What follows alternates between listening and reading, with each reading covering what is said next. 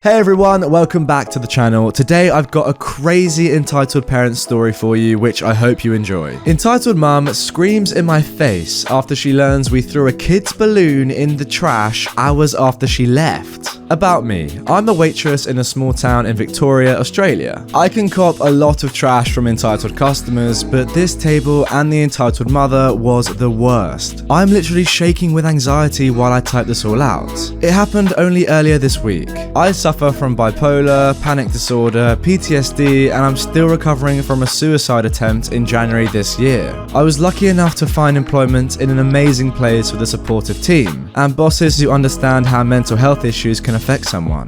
They have supported me through my early days when I was too depressed to come to work some days, right up to now where I'm doing pretty well, I think. I'm a big advocate for mental health and human kindness because of this. This is somewhat important. Context: a busy lunchtime on a Sunday in the restaurant I work at. I'm running a whole section to myself made up of 20 tables. One table has 13 people. So here's the cast. ET stands for Entitled Table as a whole, EM is Entitled Mum, and EGM is Entitled Grandmother. I arrived to work and I am told there is a table of 13. Only 4 had arrived, but to be sure to check on them as people continue to show up in case they want drinks. I decide to do my usual spiel to the table and the host, who is the entitled mother. Hello, I'm blank. I'll be serving you today. Just to let you know, we have stopped the breakfast side of the menu for today. Also, we have no fresh squeezed juices. I did this so that as people arrived, the entitled mother could explain this to her guests and vice versa. Cut to me taking their food orders. I start at the very end of the table. Alrighty, is everybody ready for me to take their lunch orders? The entitled table will say yes. And what would you like? The entitled grandma is the first to answer. A BLT toasty. I'm now hit with confusion as we have no such thing as a BLT toasty on the menu. We have a ham and cheese and tomato toasty, but that is on the breakfast menu. I think maybe she means a club sandwich or a focaccia. Oh, do you mind showing me on the menu in case I've misheard you? No, I've had the BLT toasty be made for me by someone here before, so I know it is here, so don't tell me otherwise. Now, every time I hear someone say, I've had it here before, I instantly worry. Firstly, I have no idea if you're telling the truth or being in trouble, and secondly, I have no clue how the person who made it for you last time made it or how they priced it. I understand. Do you remember what the person who served you looked like? As I'd need to chase up with them why they served you a meal that's not on our menu, because I don't want you having an inconsistent experience with us. No, I don't, but I had it before. I understand, but we do have 62 items on the menu to choose from that I know are 100% available. I can let you have another read and see if anything jumps out.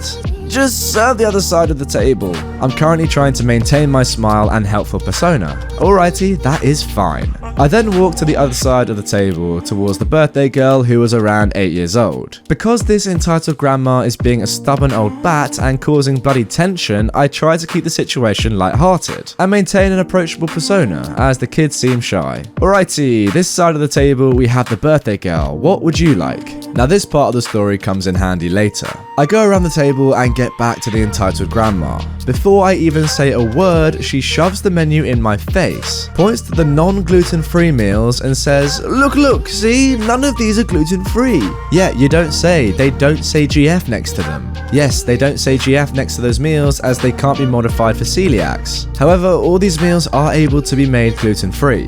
I want my toasty. I've had it here before. I know it is here. I want it. EGM is really doing my head in. I have other customers to see, other things to do. Taking your food orders should be a quick and easy task, but she's holding me up. And not to mention the rest of her family at the table. At this point, I'm defeated and anxious, so I say, okay, I will get you your toasty.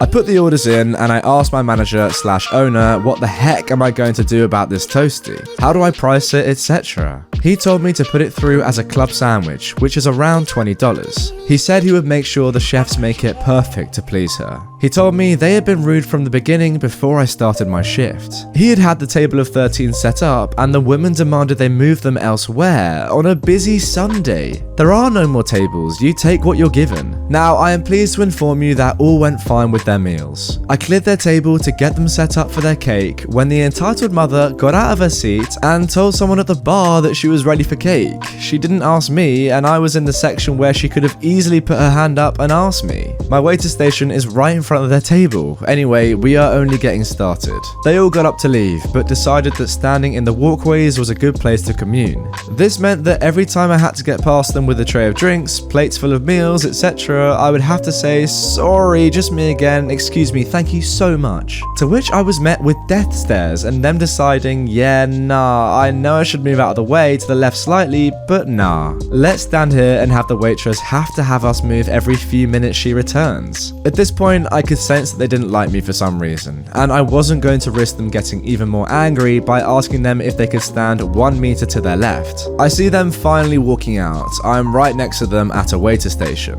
"Thank you so much for coming, everyone. I hope you have an amazing week, okay? Thank you." The entitled mum says nothing, the entitled grandma says nothing, and the whole entitled table say nothing at all. Totally ignored me. Looked at me, but ignored me. How polite. I rush to serve a few more tables and then begin to clear their table of their cake, plates and glasses. I realized they had left a kid's balloon. I put it on my waiter station in case they came back. An hour and a half passes. I get the balloon and ask my colleagues what to do with it. They say it's trash and to pop it and throw it out. I do so. My owner leaves and my supervisor clocks on. It's now hit 3 p.m. and I am just about to clock off when I see the entitled mother walk in the door. She ignores my supervisor greeting her at the desk and she just walks right in up to me. We left a balloon. Oh, unfortunately we popped it and threw it in the trash. You what? You popped it? You popped a kid's balloon? We've been gone an hour. Are you for real? You are stupid. You popped a kid's balloon. Are you serious? You had my number. You could have called me. Now, this was right in my face, right up in my grill. Calling me stupid, yelling loudly, I popped a kid balloon as if to gain sympathy. I had no clue we had our number, but even so, we're not gonna call about a balloon being left. It's trash. It had almost been 2 hours. I could feel my blood boiling. I could feel the PTSD getting more intense. The entitled mum's kid walks in. They popped your balloon, darling. The kid just looked terrified of her mother, in all honesty. Well, I'm not surprised about that. And then she strikes me with the most horrible thing I've ever experienced. She pointed her finger right up in my face, crunched up her nose, narrowed her eyes, and said, "And your service was terrible. You were actually terrible." At this moment, my entire body went numb. My blood was boiling, my heart rate was intense. How dare this idiot accuse my service of being terrible when I was being a solid waitress, even when they were treating me like utter trash. My service was terrible? I repeat back with wide eyes. Yes, I want to speak to your manager honestly, because this is outrageous. You popped a kid's balloon. My supervisor, who is witnessing this whole thing at the desk, is in shock and pipes in as she can see me getting hella mad. "I'm the supervisor on shift. You can talk to me over here." I breathe out, and at this point I am on autopilot. I go to another table, take their order, and as I put the order through, I can hear the entitled mum saying that I was sarcastic and my attitude was horrible. The entitled mother storms out, kid in tow. I was so tempted to clock off and chase after her and tell her just how much of an entitled, rude, abusive person she was, and how her actions affected me, but I remain calm. Well, that must have been extremely challenging to do in those circumstances. Jesus. I went over to my supervisor, and as I was saying how they were nasty to me the whole time, I ended up bursting into tears, shaking, crying, numb. Through the tears, I explained to her everything from the entitled grandma's toasty debacle to the entitled mother calling me stupid. It took me an hour until I was calm enough to drive home. I was embarrassed for crying at work, in front of my colleagues and customers. I was furious this woman made me feel so unsafe and abused in my workplace, where I was meant to feel safe. My supervisor explains how they said I was sarcastic, and I was baffled. It was only when I thought of the alrighty this side of the table moments I knew she must have meant that.